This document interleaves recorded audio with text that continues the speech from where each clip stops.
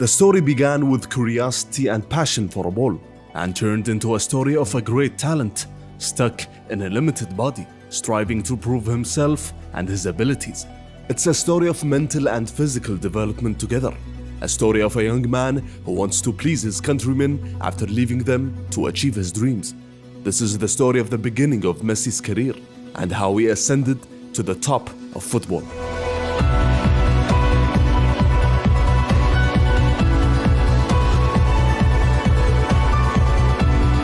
Immens Messi, encara Messi, encara Messi, encara Messi, encara Messi, encara Messi, encara Messi, encara Messi. Mamma mia, Leo Messi!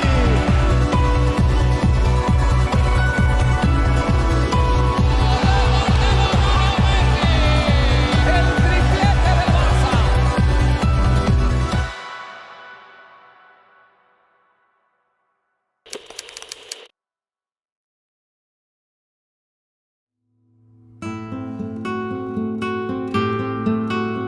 In the province of Santa Fe, particularly in the city of Rosario, Lionel Messi started his footballing career at a very young age. He always played with his older brothers Rodrigo and Mateus, and at 5 years of age, he played with the local Grandoli youth team. And despite his age, you can already see his change of pace and great dribbling skills.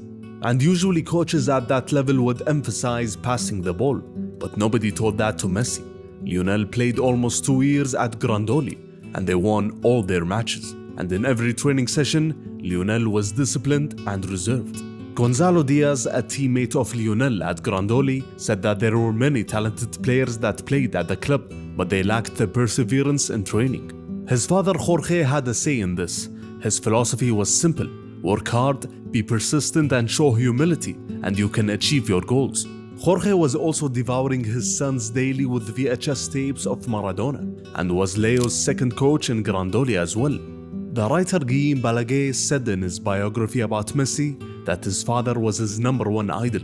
He was his mentor, hero, and he had absolute trust in him. Jorge was also the person who decided to transfer Leo to one of Argentina's big clubs, Newell's Old Boys. Lionel was a key part of what was later called the Machine of '87, an unbeatable youth side. ¿Apellido? Lionel Messi. El mejor jugador de la cancha, fuiste elegido por nosotros, ¿lo sabías? No. 2 goles hiciste, ¿no es cierto, Messi? ¿A quién le querés dedicar este campeonato? A mi papá, a mi tío y a toda mi familia, a todos los que me conocen. One of the players' fathers mentioned that Messi scored approximately 100 goals per season, which also meant that Leo had scored almost 500 goals with the team between 1994 to 2000. But there was an issue. At the age of 10, Lionel's parents decided to consult a specialist after the advice of one of Newell's directors. They noticed that Lionel was smaller than the other kids, as he was about 10 centimeters shorter than the average kid at his age group. They went to Dr. Diego Schwarnstein in January of 1997, and the diagnosis took about 6 months to determine Leo's problem: partial growth hormone deficit. So Lionel had to inject himself every day with the biosynthetic growth hormone starting from January of '98. And it was not cheap. It costed the Messi family between $1,000 to $1,500 a month. Fortunately for his father Jorge, he worked for a state-owned steel company, so insurance covered the treatment's cost for the first 2 years. But Argentina's economy was collapsing in the late 1990s, and after the insurance stopped covering the treatment, Jorge was struggling to make ends meet.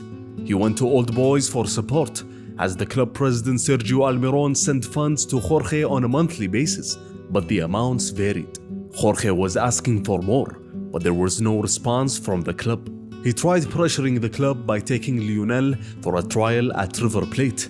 Newell's tried to solve the problem immediately, but in the end, they just couldn't bear the full cost of the treatment. Everything was pushing Jorge towards making a very difficult decision. At that time, numerous Argentinian families were fleeing the country for a better life after the economic disaster. Young footballers within big Argentinian clubs were considered assets and ways to liquidate. And for Jorge and his son Lionel, it was well worth the risk.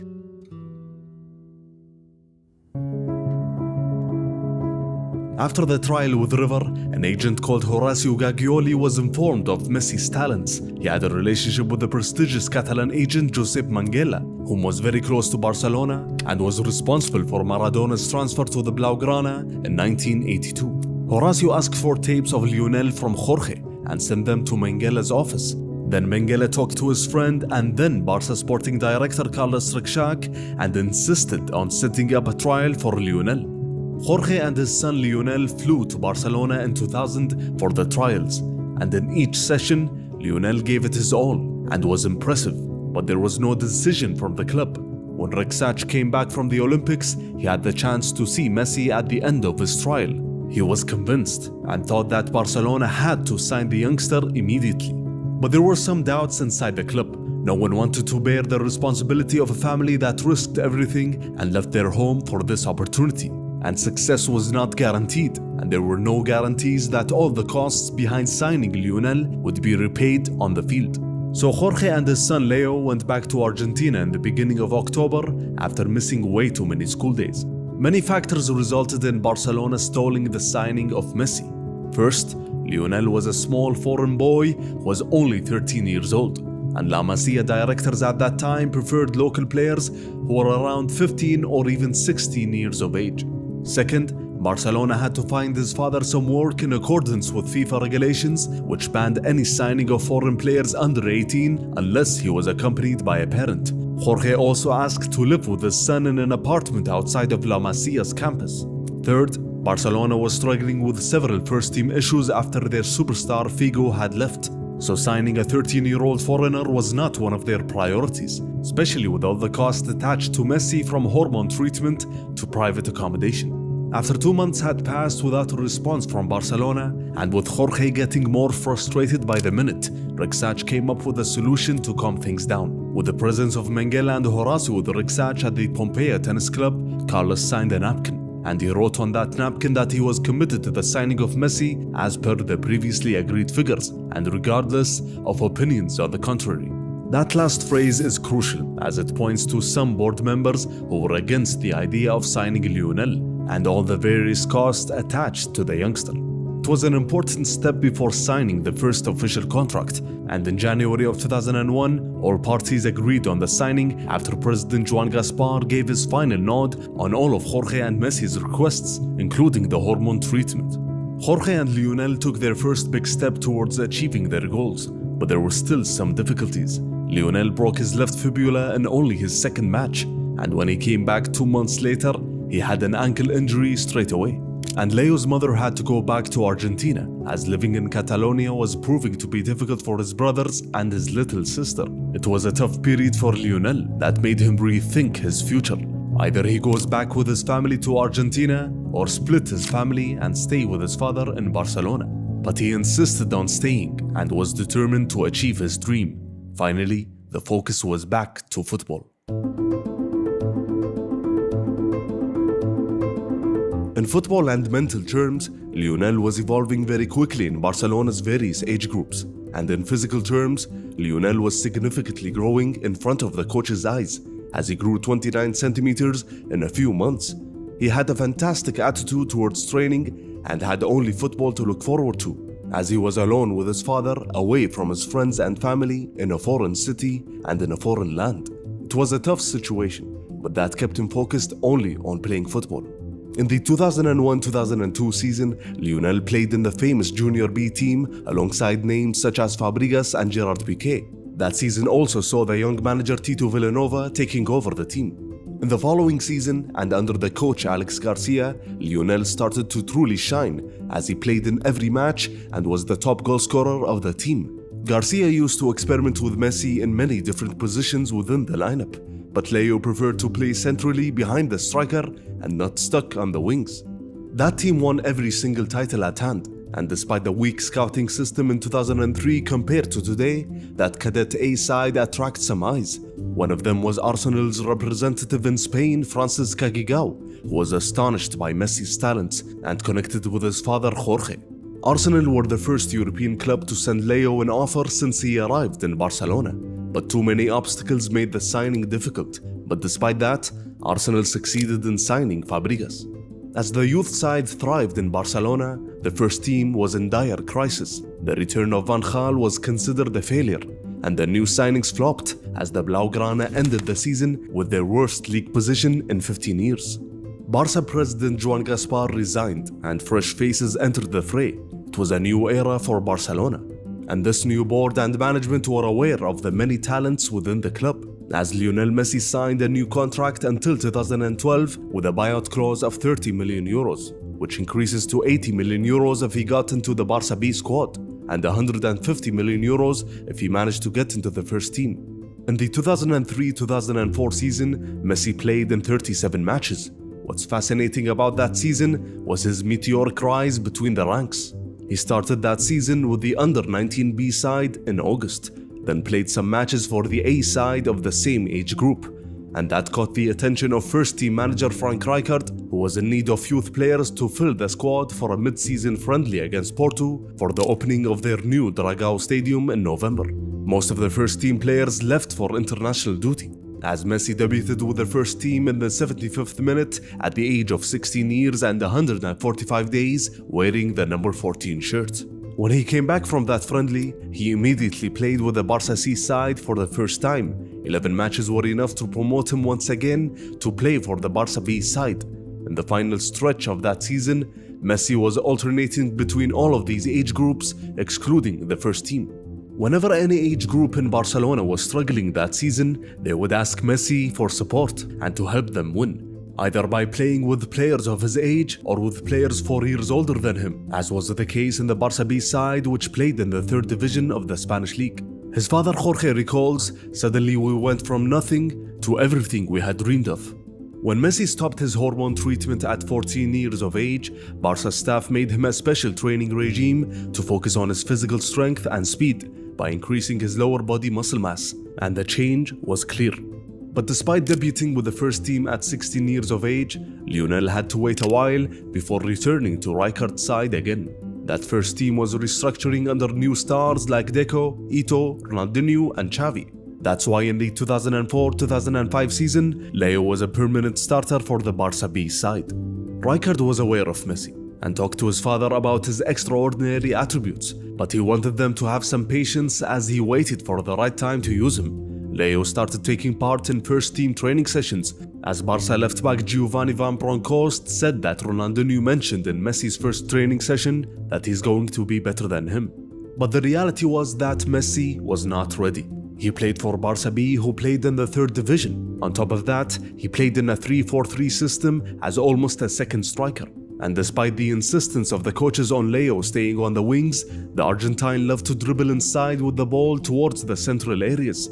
The specific role doesn't have a place within the 4-3-3 system that the first team used. It was also very rare in those days for a 16-year-old or 17-year-old to feature with the first team in official matches. But as days had passed and with each training session with the first team, the doubts started to disappear. And almost a year after his debut against Porto, Rijkaard subbed in Messi in the 82nd minute in a tough match against neighbours Espanyol. It was not a change to appease the fans and win them over. The Argentine was asked to impact the match. At 17 years and 4 months, Messi became the youngest Barca player at that time to play in an official match. Messi continued the season alternating between the first and second team. Despite being on the bench most of the time, he gained a lot of experience just by being around professional players, either inside or outside the pitch. Ronaldinho was one of the players that had a big impact on Messi, as he gained his trust quickly and became like a big brother to him, along with Deco, Silvinho and Motta. With Barcelona closing in on a league title, Messi got another chance as he came on as a substitute in the 88th minute against Albacete. With 2 minutes left, Ronaldinho found him on 2 occasions. The first was called offside, which seemed incorrect. On the second try, Messi succeeded in scoring his first of many goals for Barcelona.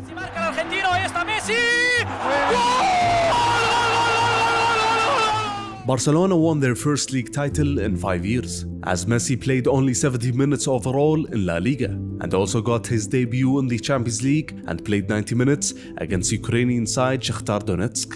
In the summer of 2005, Messi competed with the Argentine national team in the Under-20 World Cup. Despite the many attempts of the Spanish Federation in tying Lionel to the Spanish national team, there was no doubt about his loyalty to Argentina. The world was amazed by Messi's performance in the tournament as he scored 6 goals in total and 2 goals in the final against the Nigerian national team. Lionel was named player of the tournament after Argentina won the final. And Nike aired an advertisement that reflected Lionel's rise within the world of football. And its message was simple. Recuerda mi nombre, Leo Messi. The 2005-2006 season looked to be the season where Messi would shine in the European stage, but there were some hiccups on the way. The Argentine national team coach Jose Pekerman wanted to reward Messi for his fantastic performance in the summer with the senior debut against Hungary in a friendly match in August of 2005. But his first appearance with the national team didn't go as planned. Et carton rouge pour Messi. Oh là là, ah bon, on l'a pas beaucoup vu à l'œuvre. Shortly after, the Spanish Football Federation suddenly classified Messi as a foreign non-European player despite him completing the required 5 seasons in the lower ranks of the club. With Ronaldinho, Marquez and Eto'o being a fixture in the starting lineup, Barcelona had maxed out on non-European players. What's funny was that Messi was registered in the final squad of the Champions League without any complications with UEFA. Thus came the idea of loaning out Messi by the Barca board, as there were some offers on the table, the most serious one coming from Inter Milan and their president Massimo Moratti. But one match changed all of these plans, which was the Joan Gamper Trophy against Italian giants Juventus. With the presence of big stars and under the guidance of legendary manager Fabio Capello, Rijkaard thought that this was the golden chance for Messi to demonstrate his talents. Cercano di bloccarlo, Cannavaro per sotto, numero da parte di Messi. C'è la trattenuta da parte di Balzaretti, Messi è andato via, manca Vieira, si ferma. Messi was subbed with a minute left as he received a standing ovation from the Camp Nou. Capello was amazed and said after the match, Yo creo que nunca he visto un jugador con tanta calidad por la edad que tiene, con personalidad, velocidad, tiene todo. Me encantó. Capello's words were important as it put Messi on the European map because Capello was not the kind of manager that gives compliments easily. And here came the official offer from Moratti. Messi's father Jorge discussed the offer with Laporta and mentioned that Inter were ready to offer 3 times Lionel's current salary. But Laporta managed to calm him down and told Jorge that Lionel was in the best footballing situation and the style at Barca suits him well and will help him develop in the long run. The issue dragged on for a couple of weeks and Messi was still unable to feature in La Liga. Despite Rijkaard still using him in the Champions League, the issue was complicated, but in the end, a solution was drafted. Messi signed a new contract with Barcelona, his 4th in the last 18 months. And finally, in September of 2005, Lionel acquired the Spanish nationality. And after missing 6 matches in the league, Messi was finally ready to participate. Messi quickly took Juli's place on the right of the trio up front and surprisingly started the Clásico at the Santiago Bernabeu as Barca won by 3-0 against Madrid. He scored his first Champions League goal against Panathinaikos and scored his first league goal that season against Racing in a way that would be repeated many times in his career. Every goal's a gem for Barcelona. And in December he won the Golden Boy Award, beating Wayne Rooney by a big margin. Digging deeper into the archives of the season, we can notice Messi's talents at only 18 years old. From that age, he had the ability to change his pace quickly, dribble past numerous defenders in seconds, was always direct in his playstyle, and always looked to attack and score. Messi also lacked the full vision to find good passes, he lacked physical strength, and also lacked the quickness in making decisions when receiving the ball, and always looks to dribble a lot at any chance. He was mostly playing on his talents and natural abilities, but it was obvious that he was taking the right steps on the right trajectory. When Barcelona faced Chelsea in the round of 16 of the Champions League, Messi showed his impact on the pitch, seeing as it was a sensitive match between the 2 sides after numerous close encounters in the previous seasons. The atmosphere inside Stamford Bridge was very tense. From the poor pitch conditions to the aggressiveness of the opponent, all factors pointed to Messi having a poor showing. But the 18-year-old was fantastic and managed to get Del Horno sent off and introduced himself to the English and European fans. I get the feeling that he learns this game a bit more, he'll be unplayable at times. Barcelona drew the second leg, but it came at a cost as Messi had torn his thigh muscles and was out for a few weeks. He came back to training a week before the semi-final first leg in the Champions League, and was eager to quickly come back, but that eagerness had caused him to injure his thigh muscles again. Following that, Messi was back in training 2 days before the Champions League final, but Rijkaard and his assistant Tenkat thought that Messi was not ready. That decision was devastating for the Argentine, but the truth was that Lionel failed to understand the limits of his body and watched as Barcelona won the Champions League final from the stands. Initially, Messi refused to celebrate with his teammates, but he eventually came out of that dark place and had some fun with the team. Silvinho mentioned that Messi had told him in the locker room that he could never play in a European final in the next 10 years. That was Messi's mature mindset from that young age. Barcelona won the league and European double, as Messi played in 25 matches in all competitions and managed to score 8 goals. What's more important than these goals was his impact on the pitch at that young age.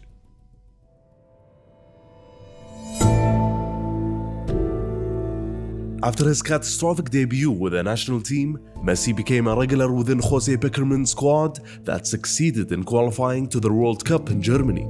Despite his injury and his absence from the Champions League final, Lionel was selected for the final Argentinian squad. From very early on, the president of the Argentine Football Federation, Julio Grondona, saw Messi as the future of the national team. He had just signed with Adidas before the tournament, and there were huge posters of Messi around the biggest cities of the world. That was not to everybody's taste within the squad, as there was a divide between the past and the future, between the old guard and the new blood. Nevertheless, Argentina won their first group match against Ivory Coast unconvincingly, as the manager left Messi on the bench for the whole match. The next encounter saw Messi's debut in the World Cup, as he entered in the last 15 minutes of the second group match against Serbia and Montenegro. Messi Maradona, bellissima, è bellissima. Messi, il tiro, rete. As the match concluded, Argentina won by 6 goals to 0. In the following match, Messi played 70 minutes against the Netherlands, as the goalless draw was enough for Argentina to qualify to the next round. Then Messi entered in the 84th minute against Mexico and showed a taste of his talents in extra time, as the Albiceleste.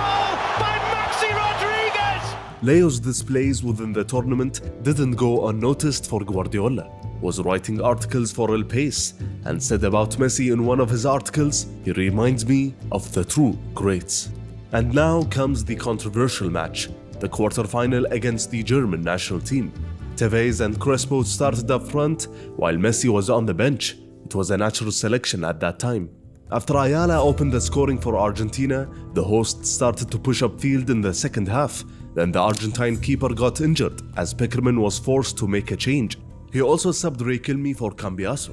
But the third and final change was the one that created controversy. In hindsight, everything pointed to Messi coming on to pressure Germany's high line. But Pekerman thought he needed a tall striker that can defend set pieces. For that reason, Julio Cruz was called as Messi removed his shoes on the bench. The Germans succeeded in equalizing and then won on penalties, as Pekerman faced harsh criticism after their exit. But his assistant Hugo Tocali defended him and said if the match were to be repeated, we would do exactly the same. Messi was only a teenager and didn't have enough experience, and it's easy to say that the coaching staff was wrong. But one thing was for sure, as Mascherano said, the debate ended after that World Cup. Leo was an automatic starter after that.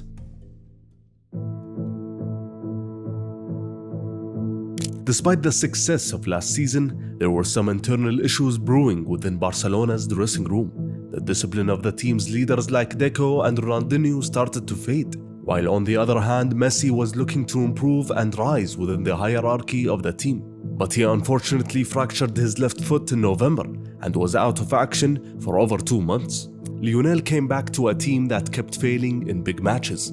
He came back just in time for the round of 16 Champions League encounter against Liverpool.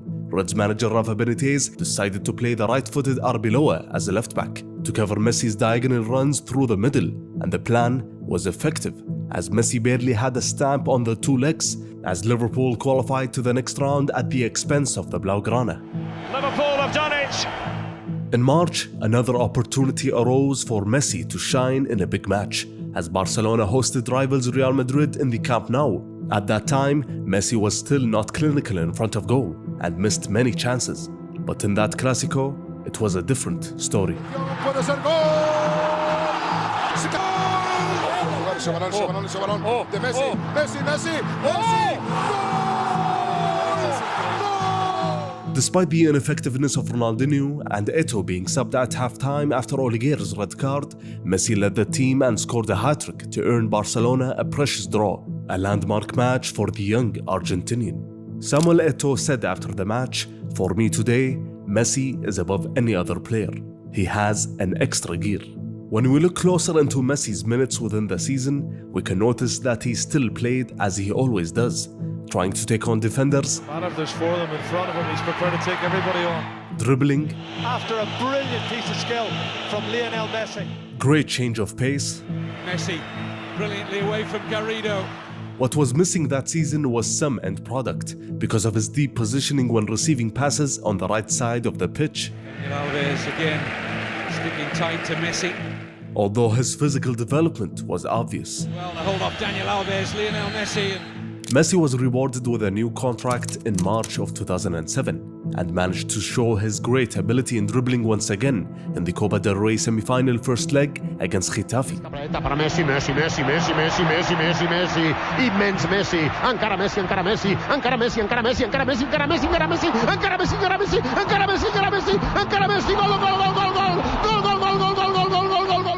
Gol. Fans started to seriously think of an answer to the question, can we survive without Ronaldinho? And the answer, as Messi demonstrated, may be yes. But despite the brilliance of the goal, Rijkaard advised Messi to not take on defenders all the time. He had to pace himself and make the difference in the final third. And since that goal, defenders around the league started to tightly mark Lionel. But Barcelona were in danger of ending the season without a title after Rijkaard decided to not play Messi in the second leg against Getafe, given that Barca won the first leg by 5-2. But the Blaugranas suffered a humiliating loss by 4-0, which kicked them out of the competition. In the league, Barcelona entered the penultimate match against Espanyol with the La Liga title within their hands. And despite Messi's fantastic performance, which included him scoring 2 goals, one of which was controversial, Lionel absolutely handles this. It cheated and it succeeded. Barca failed to seal the match after a dramatic draw against their neighbors, which resulted in Madrid clinching the title after their win in the last match. In terms of numbers, this was considered Messi's best season yet, as he managed to score 14 goals in La Liga and 17 goals in 36 matches in all competitions. But in terms of achievements, and apart from the Supercopa, Barcelona ended the season without a title, and getting rid of Ronaldinho and Rijkaard was considered. But the board, along with President Laporta, decided to hand them one last chance, despite the Dutch manager losing the dressing room completely. Messi joined the Argentine national team to compete in the 2007 Copa America tournament in the summer. 14 years after their last major title in 1993, Argentina entered this iteration as favorites. There were no doubts that Messi was one of the main key figures of the national squad. And after passing the group stage with ease, Argentina faced Peru in the quarter-final stage.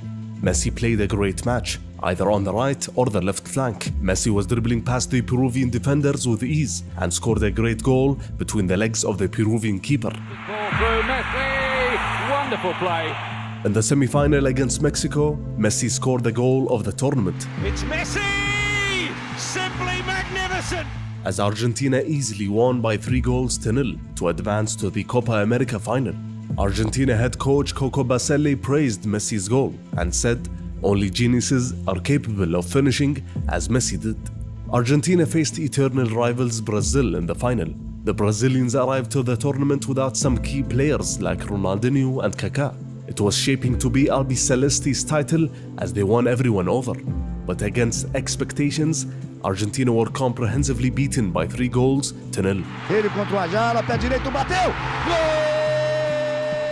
Messi was not considered the scapegoat for this failure, as he just turned 20 a few weeks earlier at that time. But most of the blame and criticism was aimed towards Riquelme's shoulders, who never really recovered from that loss, as his professional career took a very different path. The 2007-2008 season was the season of second chances for Barcelona. Ronaldinho asked for another year to get back to form, while Rijkaard insisted on stopping the team's downward spiral. The club also signed 30-year-old French superstar Thierry Henry. Ronaldinho, Eto'o, Messi, and Henry all in the same team. But in the end, they failed to play a single minute together on the pitch throughout the whole season, as numerous injuries and other disciplinary issues robbed them of a good season.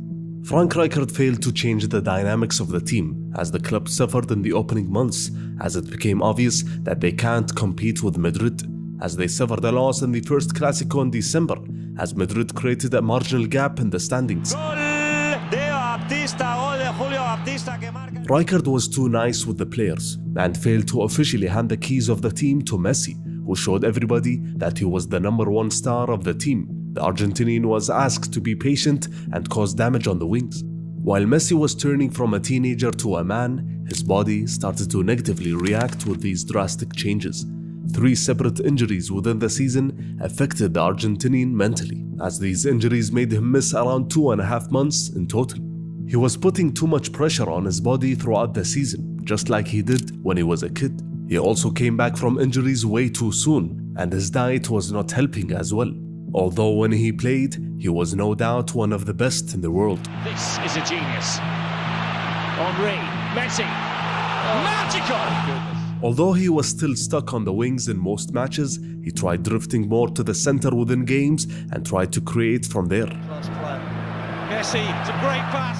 He started the season exceptionally well, as Messi was scoring and even assisting at a very good rate before his first injury. And that is what he added that season, creating more for his teammates. Listen, that's a great ball. And onside here, Eto'o! And after all his performances in 2007, he came in 3rd place behind Ronaldo and Kaká in the Ballon d'Or voting. That season saw the first official encounter between Ronaldo and Messi in the Champions League semi-final stage. Although it was quite an uneventful 2 legs in terms of goals, the Argentinian had a slight upper hand. Lionel Messi needed the save from Van der Sar. In the end, Barcelona lost the 2nd leg against United at Old Trafford. What about that? What about that? Barcelona were also out of the same stage in the Copa del Rey and were way off the top of the La Liga standings and ended the season in 3rd position. On the other hand, Messi had another great season, as he scored and assisted 16 goals in 40 matches in all competitions. He added the skill of assisting to his footballing repertoire. The old guard of Deco, Ronaldinho, Eto'o, and Rijkaard look to have their days numbered in Barcelona. But despite that, we must not forget Rijkaard and Ronaldinho's influence on Messi. They gave the young Argentinian the needed space to learn, develop, and grow, as Ronaldinho was beside Messi since he joined the first team. But the Brazilians' issues these past 2 seasons were affecting the dynamic of the whole team. And people started to really question whether Ronaldinho was considered a bad idol for Messi. It was time he left, and time for Messi to wear the number 10 shirt on his back and lift the team on his shoulders. It was time for a new chapter for Barcelona and Messi together.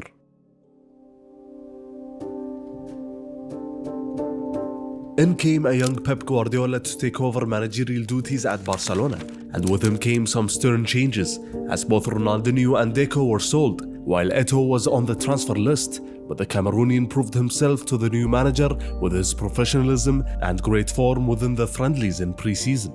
It was the first time Leo had gone through this type of an overhaul within the first team, especially as it included the departures of some of his close teammates. Messi respected Guardiola's history as a player, but there was some skepticism around his non-existent experience as a first-team manager. Pep had to win Leo over, but his attempts in the beginning were tough. Within the preseason, Guardiola found it hard to communicate with Leo. He was already a man of few words, but there was something that was annoying him. It turned out that Messi wanted to compete in the Olympics that summer, but the problem was that it coincided with their 3rd-round qualifier for the Champions League. And Pep showed to be a very demanding coach and meticulous with his clear ideas, and needed that time in preseason to build his team, and that meant that Messi was staying with the team. The issue dragged on for a few weeks, when eventually Pep decided that the best thing to do was to let Messi leave, just to make sure he knew that he was at his side. Messi joined his Argentinian teammates to participate in the Summer Olympics, and managed to get revenge on their rivals Brazil in the semi-finals after winning by 3 goals to 0.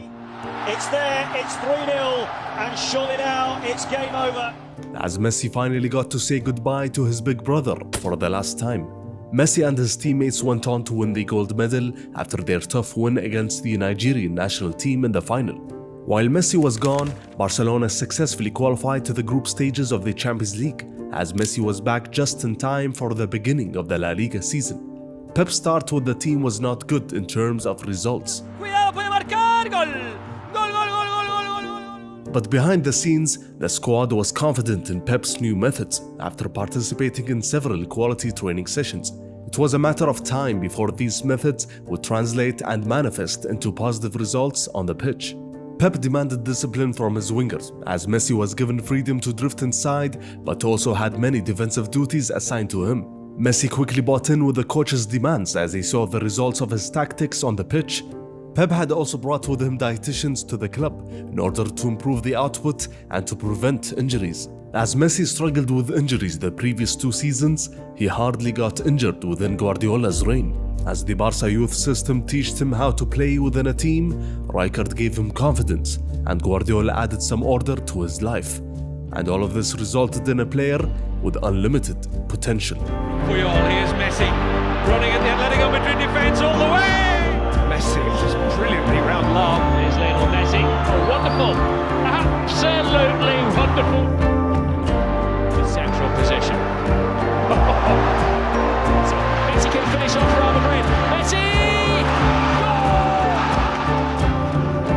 Goal! During Pep's first season, Messi played most matches on the right wing.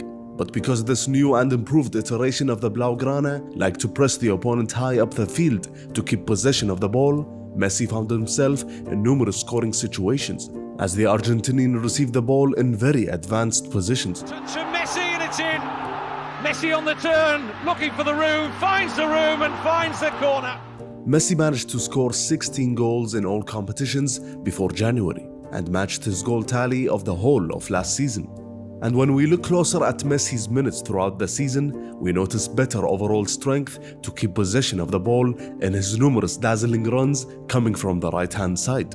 Although he took many penalties the previous season, he took some pressure ones that year, like the winner away against Catalan neighbours Espanyol in the dying minutes. You never doubted him, and Barcelona have won the Catalan derby. His finishing went up to a whole new level, not only because of his good positioning and new tactics, but because of his various ways of finishing.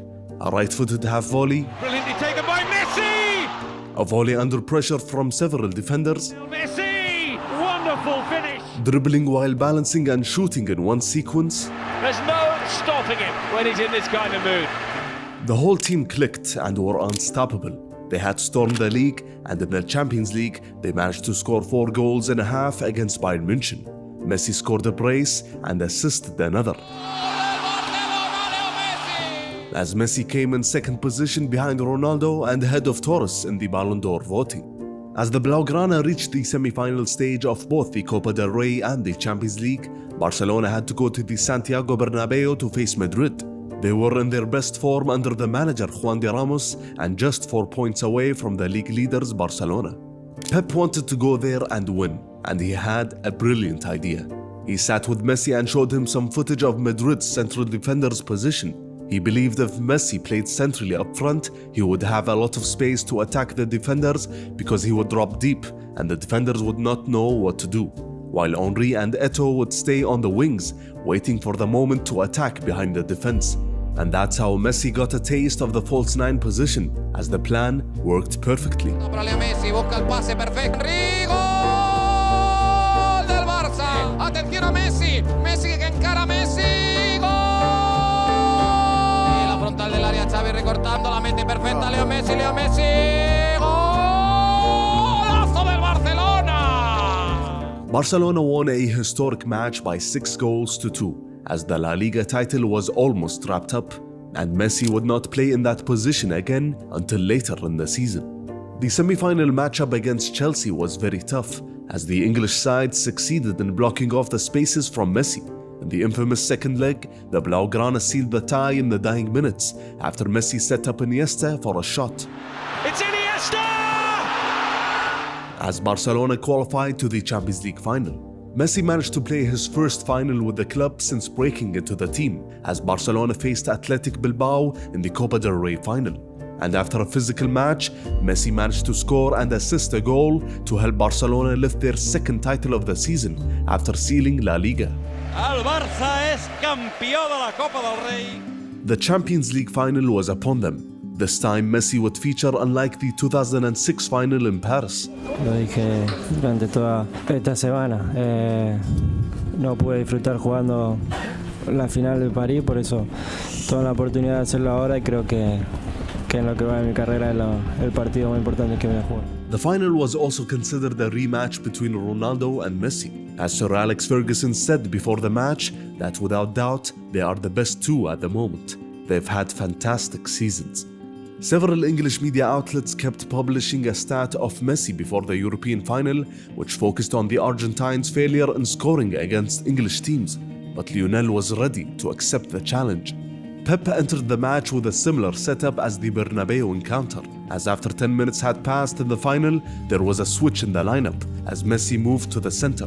United were surprised by that switch as Eto'o managed to score the opener.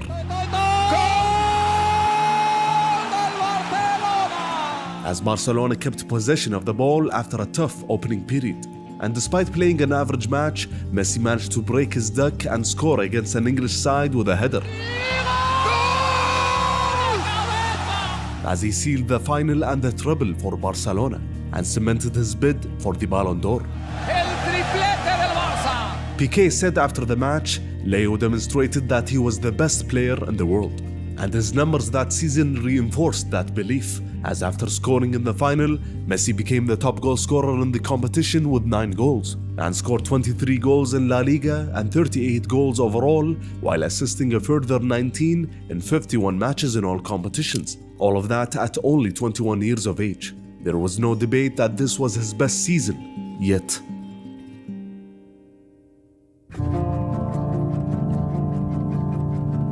Pep said in the beginning of the season, "I decided Leo was going to play regularly down the middle." And with that quote, and because Eto'o didn't fancy playing on the wings, the decision to sell was official.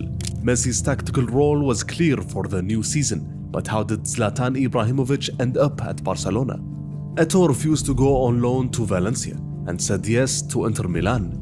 Moreover, the technical staff at Barca were fans of the Swedish striker, so the deal was set.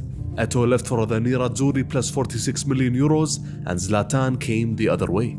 Guardiola decided to implement the classic Dutch 4-3-3, which usually has a forward capable of holding the ball like Zlatan Ibrahimovic. But for that lineup to work, Zlatan had to establish an understanding with his colleagues on the pitch, especially with Leo, who liked to come from the right and occupy those central areas. But unlike Eto'o, who pushed defenders deep into the box, Zlatan liked to receive the ball outside the penalty area. It was destined to be a tricky season given this predicament. But there were no such issues in the beginning, as Barcelona started the season strongly, as both Zlatan and Messi were scoring goals and helping the team win matches. With the UEFA Super Cup and the Supercopa España in the bag, they had one title left to complete the sextuple, and that was the Club World Cup in December. In the final against Estudiantes, Messi scored with his chest in extra time to secure the 6th title for Barca.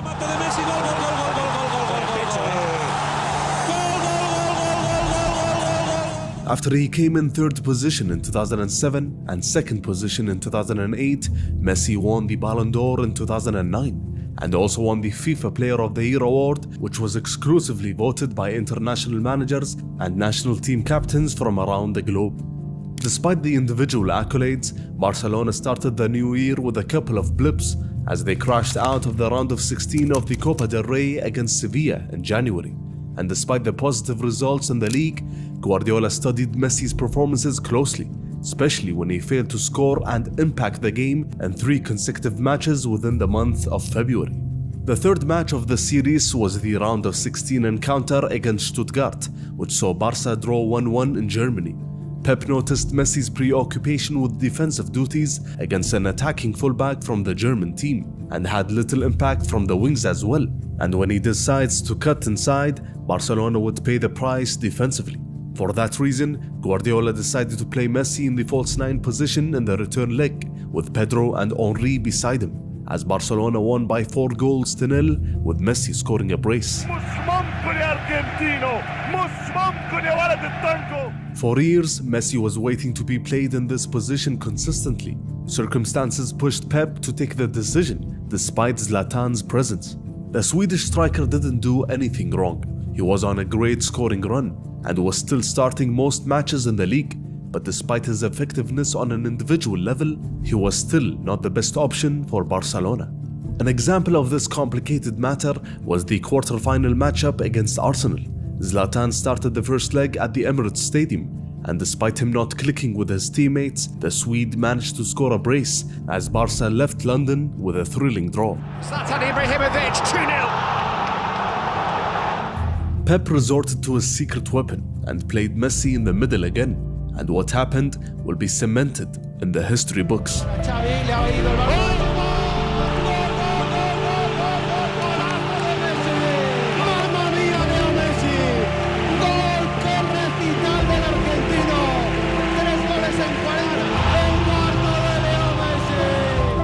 With Guardiola's tweaks throughout the year, Messi managed to score a hat-trick in 3 separate occasions before he scored 4 goals in the second leg against the Gunners. It was clearly the right fit for the whole team, especially when they play in the tricky European matches. But Guardiola suddenly went against his intuition when they visited the Giuseppe Meazza to face Inter Milan under the manager Jose Mourinho, as he played Zlatan in the middle and Messi on the wings. Mourinho completely outcoached Pep in both legs, as Barca's weapons were nullified.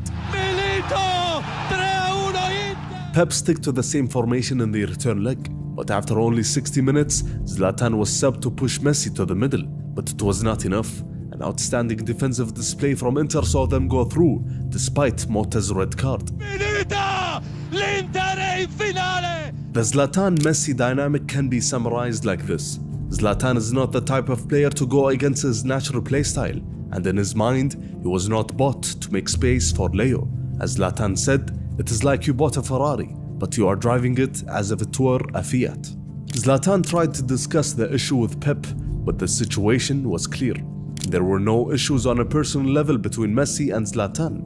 On the other hand, Leo never asked Zlatan to leave. As former Barca director of football Chiqui Biggerstein had mentioned, Zlatan's style of play simply made Pep and Barcelona take a decision. In the end, it was a footballing problem, and its victim was Zlatan Ibrahimovic. Barcelona ended the season with a league title that saw them pick up 99 points, while Messi scored 34 goals in La Liga, a feat not achieved since Ronaldo in 1997. Messi scored 47 goals overall and assisted a further 12 in 53 matches in all competitions. Each year was considered Messi's best season yet. His ascendancy was unstoppable, despite the tactical issues with the team.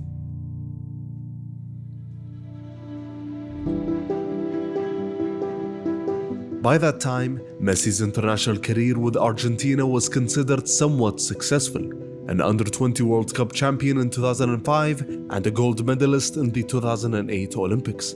Despite the disappointments of the 2006 World Cup and the 2007 Copa America, Messi wasn't considered the main protagonist of the team or the man that would bear all the blame. But with the arrival of the 2010 World Cup and with his numerous achievements both on an individual and team level with Barcelona, there was no doubt that he was the #1 star of Argentina.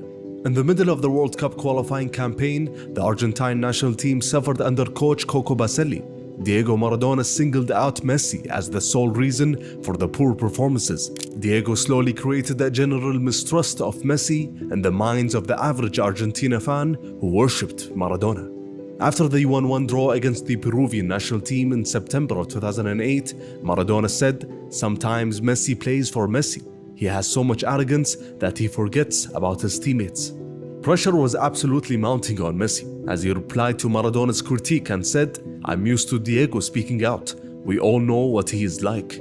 But Maradona didn't stop talking, and as the national team kept suffering under coach Coco Basile, the federation thought that the best way to shut Maradona up was to put him in the hot seat and coach Argentina. So in October of 2008, Maradona was appointed Albiceleste manager. With no coaching badge and a total of 3 victories within 2 stints as a manager in the 90s, Maradona found himself coaching one of the best talents in the 21st century. Diego wanted to replicate what Guardiola did at Barcelona to get the best out of Messi, but it was more complicated than only playing the same system. It demanded different personnel and drills and also better training sessions, all of which were far beyond Maradona's capabilities as a manager. But Maradona and Leo got pretty close in that period, as Diego understood Messi's ambitions and his quiet demeanor, and gave him the legendary number 10 shirt. And that was possible after Riquelme's second retirement, after he and Maradona got into a rift. But results kept being inconsistent. A 4-0 win against Venezuela, which saw Maradona praise Leo, was followed by a humiliating 6-1 loss against continent minnows Bolivia. El sexto. Maradona failed to prepare the team to execute within matches, while Messi was not at his best as he searched for individual brilliance in a team that lacked cohesion. In 6 matches under Maradona, Argentina won in 2 and lost 4. But with 2 matches left in the qualifiers, it was still within their hands, as they managed to win against Peru and Uruguay and qualify to the World Cup by the skin of their teeth.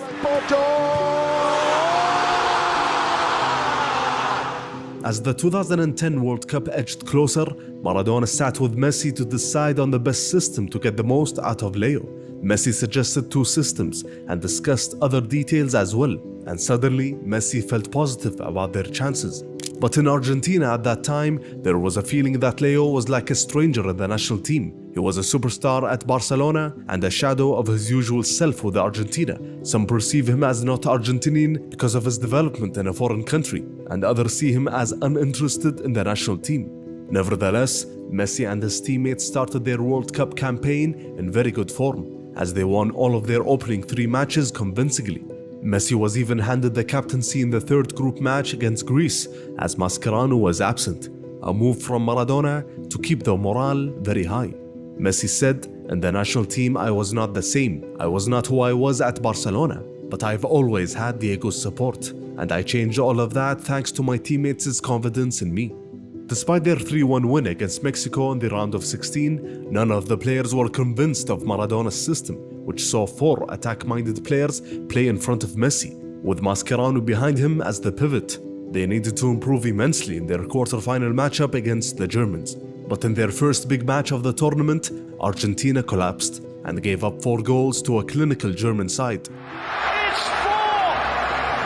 Messi scored 47 goals with Barcelona that season and ended up without a single goal in 5 matches at the World Cup. Messi off the frame! Under the manager Maradona, Messi had only 3 goals in 16 matches, one of his worst stretches ever with the Argentine national team. And despite the tactical, managerial and individual issues within the team, the criticism back home focused on one person, and that was Messi. Because he failed to lift an average team by himself to win the World Cup. And why not? Maradona had done it in the past. These were their views. Why doesn't he celebrate with enough passion? If he was earning euros, he would have played better. He is arrogant. He is autistic. These were the things that were said and written about Messi in Argentina. And Messi had never seen a backlash like this in his young career to this point. And the question now was, how can he come back from these recent disappointments? Are we sure that he's destined to be one of the best in history? Or were these last few years only a blip? Only the future holds the rest of the story of how Messi ruled Europe and then the world.